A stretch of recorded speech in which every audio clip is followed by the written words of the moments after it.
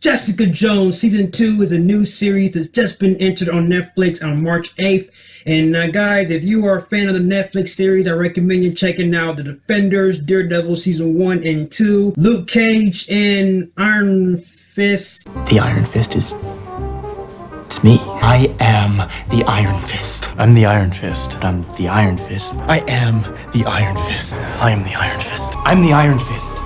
And I'm the Iron Fist. I'm the immortal Iron Fist. I'm the immortal Iron Fist. I'm the immortal Iron Fist. Fist.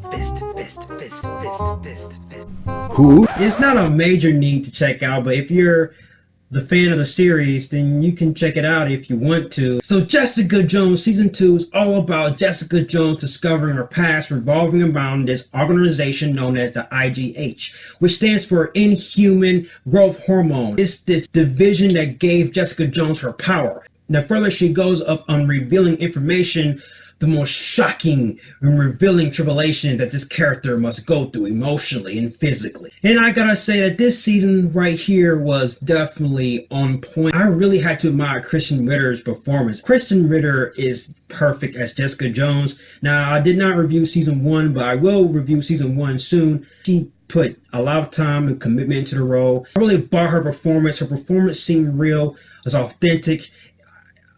I just really no words can describe how well Krysten Ritter did. The other side characters, Malcolm, who's being played by the Red Ranger from Power Rangers RPM.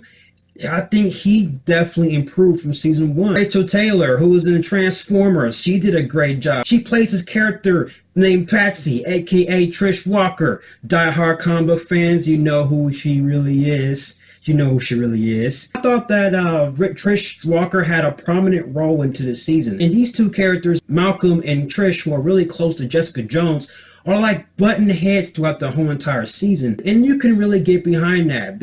Every character has their own motive, and each character's motive, it kind of buds with Jessica Jones' motive. Jessica Jones, she's having these issues revolving around her past, and that is the main reason why she's an alcoholic, why she's like, pushes everyone away, because she feels like everyone around her dies and she's still affected by Kilgrave. Spoiler alert, if you haven't seen Season 1, there's a character that she deals with in Season 1 that kind of messes with her psyche a little bit, and he is known as Kilgrave. And she is just like pushing people away, she's isolating people, she's mean, and also she's dealing with the fact that people can see her as a hero.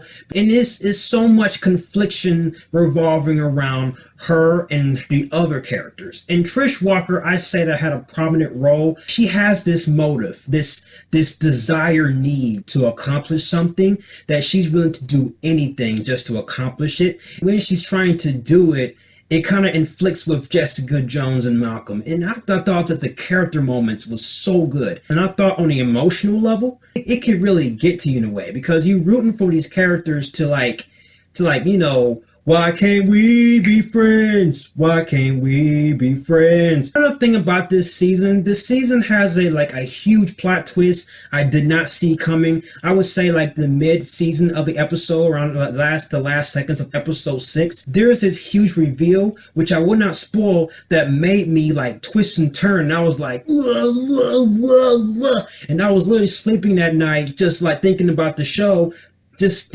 going, no. This season had great character moments. This had great performances. Everyone did their part. Hargrave was being played by Carrie-Anne Moss. And there's lots of moments in this season where Carrie-Anne Moss's character, Hargrave, she makes some drastic decisions because there's something that changed her perception of reality and how she views life, and now she's making drastic decisions as well. And just lots of things that's happening with these characters. This season doesn't really have lots of action from the first season. There's not really much action.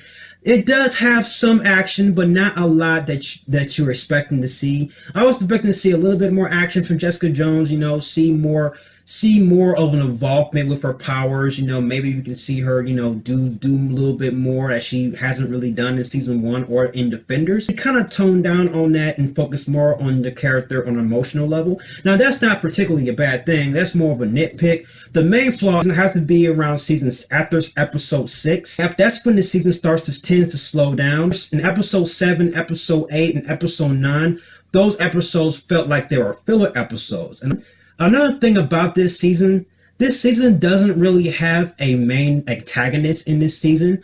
I would say that the main antagonist has to be Jessica Jones' psyche. That's one of the things that this show did very well. They humanized Jessica Jones' character. We don't see her as a superpowered person. We see her as a person with weaknesses, and a person with insecurities, and a person who has struggles on a personal level that an actual human being will go through. And that's one of the things I like about this season, about Jessica Jones so much. It's able to break down her character to the core, to the dirt, and then kept her in it. And that's one thing I didn't like about it. The ending of this season kind of left me like a little upset with how the direction of the character. And that's the same feeling I felt when I was watching Iron Fist, because there's characters in that season that I just didn't really agree with their motives and why they making these drastic decisions. And that's the same thing revolving around just characters in season 2 of Jessica Jones. These characters are making good decisions, but then at the last episode they make some drastic decisions, and I just don't agree with none of their decisions. I guess we just had to accept it. I gotta give Jessica Jones season 2 a B+. Jessica Jones is definitely good, but it wasn't as good as season 1 when it comes to with his characters and their characters' decisions. But other than that, I really enjoy Jessica Jones. Now, have you seen Jessica Jones season 2? Let me know. Give me all your thoughts on Jessica Jones season 2, and I'll see you guys in the next video. Now, the next video, I'm going to talk about the entirety of the MCU, where I'll be ranking all the MCU films from least to greatest, and each movie that I rank, I'm going to give a concise review on. I'm going to break down this video into 3 parts. I'm not going to go in full details of all 17 films, because that video will be way too long, leading up to Infinity War, and I cannot wait to talk about it. It's going to be real fun. Alright guys, thank you for watching. If you like everything you see and you agree, click right here, join me in the Batman family. I'll have more Batman-tastic reviews in the way. You have been warned. Till then, ciao.